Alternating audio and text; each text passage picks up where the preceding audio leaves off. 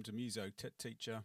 In this video, I'd like to show you one of the first lessons I do with my junior music students after they've done the Learning Music Ableton walkthrough lesson.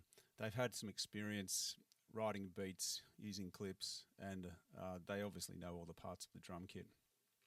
So what I get them to do is to open the session EDM Type Beat in Session View, and also the PDF, which has got their beat that they're going to write. They've got 3 beats to write today and 3 backing tracks that will play along with those beats.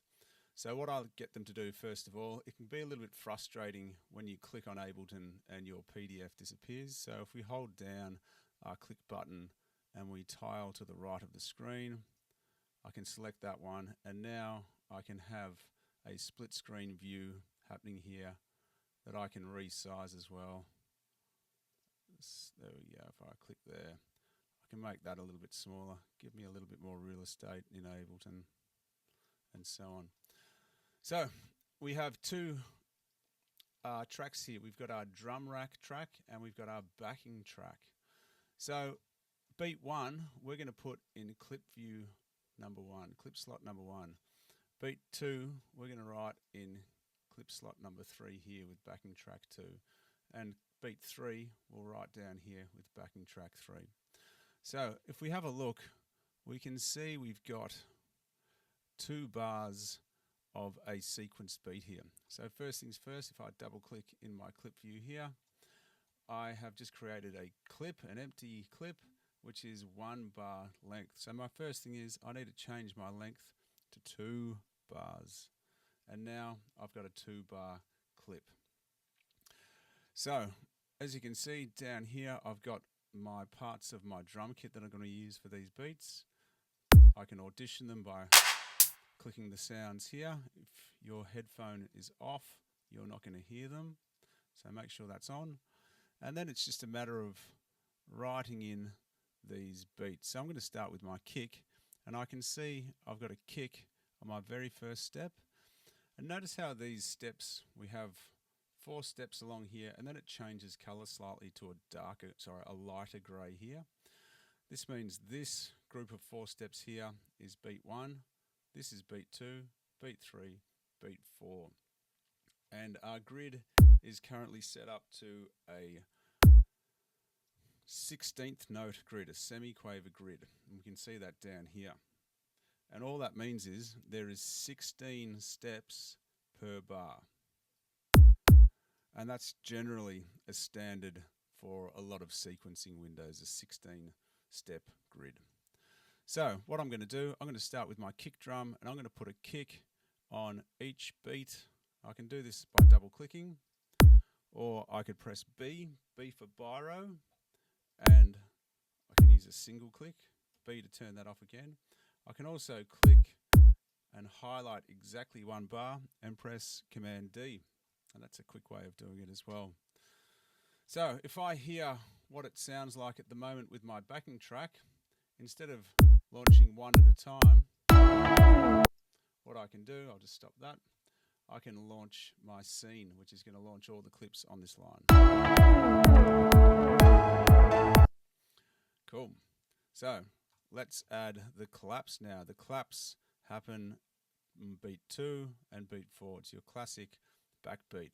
And you can see up here the important elements of an EDM type beat. We've got a kick, 4 on the floor, which is steps 1, 5, 9 and 13. Otherwise every beat of the bar. And the claps on step 4 and 7. Sorry, that shouldn't be 4 and 7. That should be 4 and 13. 4 and 13 like that, and that's your standard backbeat. So, and you can see that that pattern continues for the next bar as well. So I'll do my same duplication trick, Command D, thump. And all I've got for my HHCL, my hi-hat closed, is a closed hi-hat every beat. So I can put that in, and then I can use my duplication, and I've got an open hi-hat on the off beat of beat 4 of bar 2. So that's my first beat completed.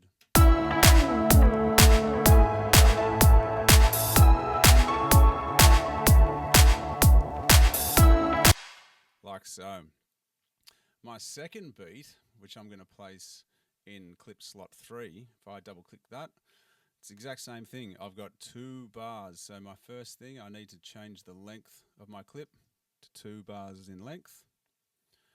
And as we can see, the foundation for these beats, it has a 4 on the floor kick drum every beat of the bar, and it has a clap on beats 2 and 4, your standard backbeat. So another way I can do this is if I select them all, I can hold Option, click, and drag out another copy of them as well. I can do that like so. So that's just another option. Now the cool thing about this one is we've got some velocity variation. So to make our drums sound a little bit more human, we can adjust how hard they're played by these velocity sliders. So if you look carefully, my hi-hat on the offbeat of beat 1 is slightly quieter. So I can bring that down to that. And then you can see I've got an open hat there, and that's slightly quieter as well. I've then got a hi-hat and another quiet hi-hat here. So there's options for students to complete it. They can complete it one note at a time, adjusting the velocities similar like this, or they can put all of their notes in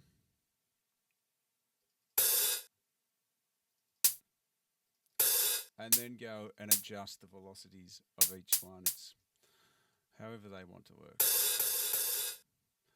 And as you get used to this interface, you can start doing it much faster and getting quite quick at sequencing beats. Anyway, this is beat 2.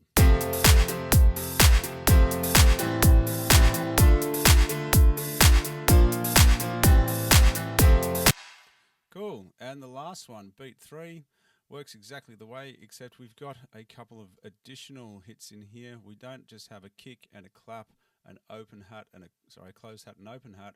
We've also got some percussion, a high perk and low perk percussion. So same deal, double click, new clip slot, make it 2 bars in length. Has the exact same foundation of kick, 4 on the floor, clap on the offbeat. Grab those 2, duplicate, and I am going to punch in all my closed hi-hats to begin with, like so. I might do this with the biro just to save me double clicking.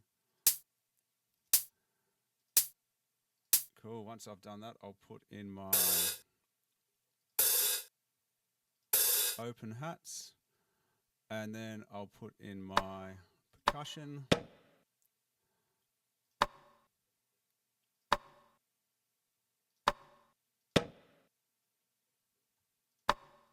And now I can go along and I can adjust the velocity. You'll notice as well, when I'm in biro mode, the velocities aren't adjustable. So if I press B, get out of biro mode, I can now go in and adjust each one.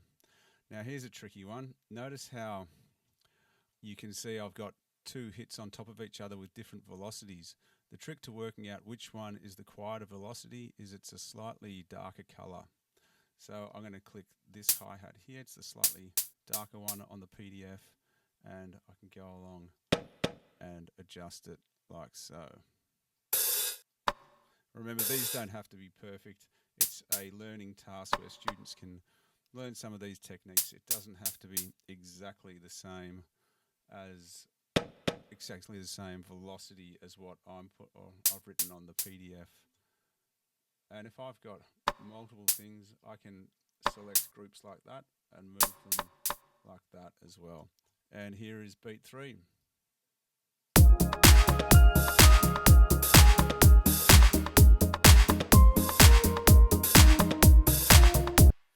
All right, so if you would like to use this lesson in your class, feel free. The download should be available below the video. Thanks for watching.